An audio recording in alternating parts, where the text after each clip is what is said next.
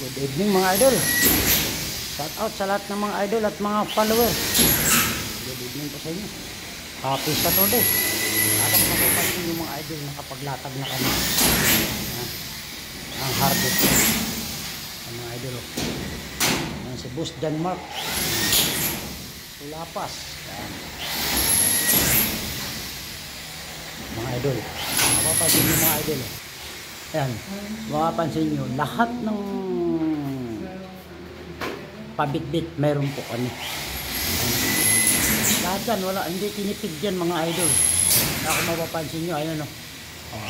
Nakuway. Mayroon yan.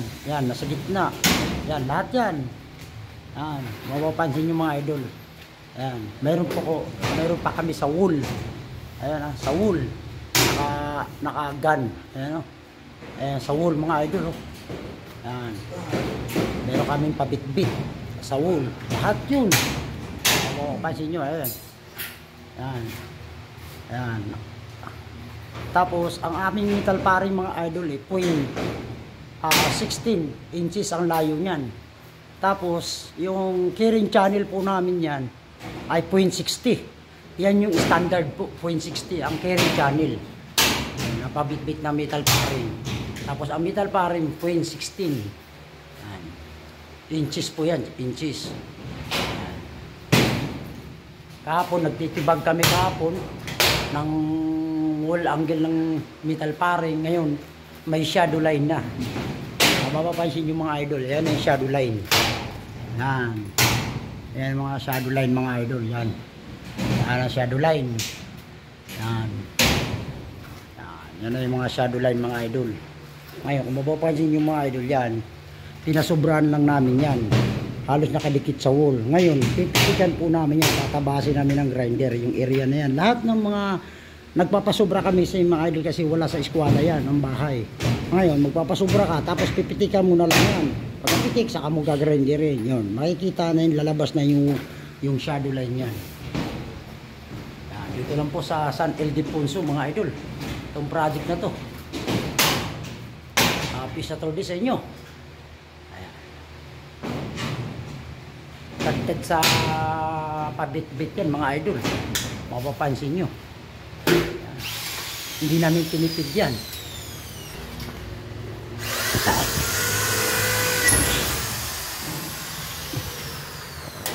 Ay mga idol, kung makapansin nyo. Ayan o.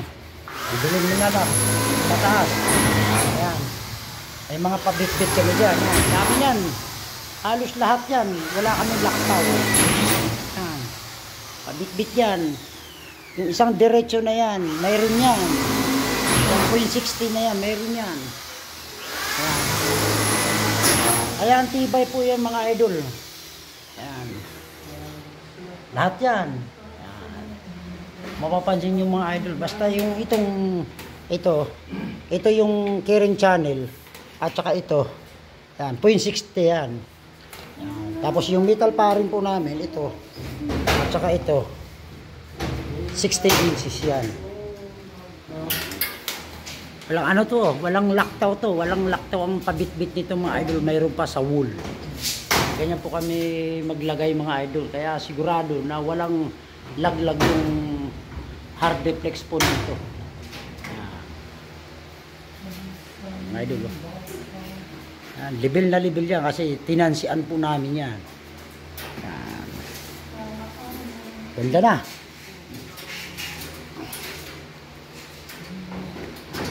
Ay, naku, Diyos ko.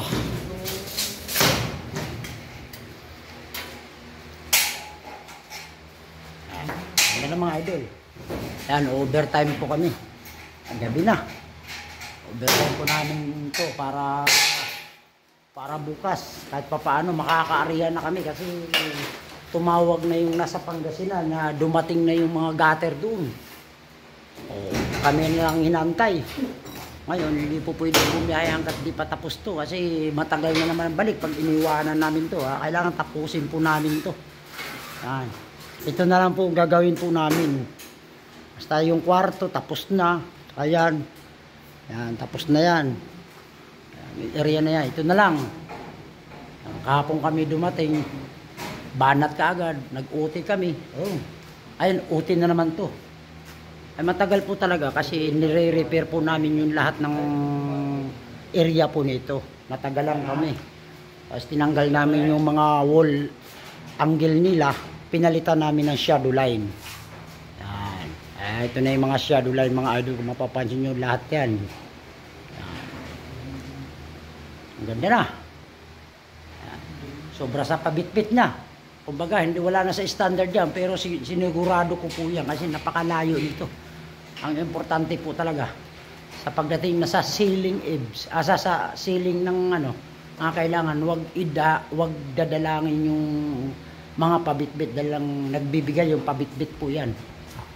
Pag naglindol o earthquake niyan, yan hindi basta-basta bibigay yan kasi nakatadtad ng mga pabitbit yan. Okay, thank you. God bless mga idol. Shout out sa lahat ng mga idol at mga follower ko. Good evening po sa inyo. Ano mga idol, kung kitang-kita nyo naman yung pabitbit. Ayan. Talagang as in talagang hindi namin tinipid yan. Okay, thank you. God bless.